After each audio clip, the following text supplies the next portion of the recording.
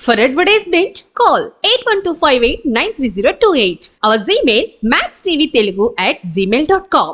నమస్తే, welcome to max TV. నేను విశ్రా.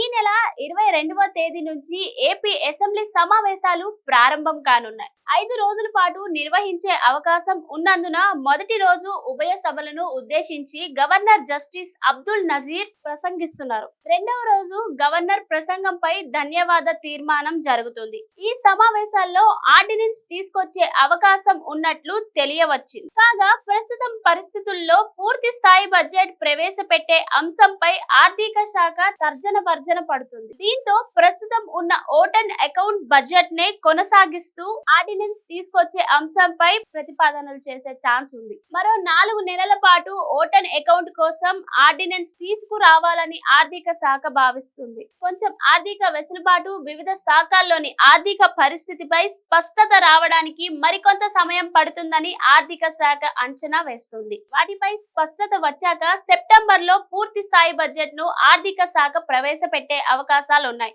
కాగా ఆర్డినెన్స్ పెట్టాలనే ప్రతిపాదనపై ముఖ్యమంత్రి చంద్రబాబు నాయుడు ఆమోదం కోసం ఆర్థిక శాఖ ఎదురు చూస్తుంది.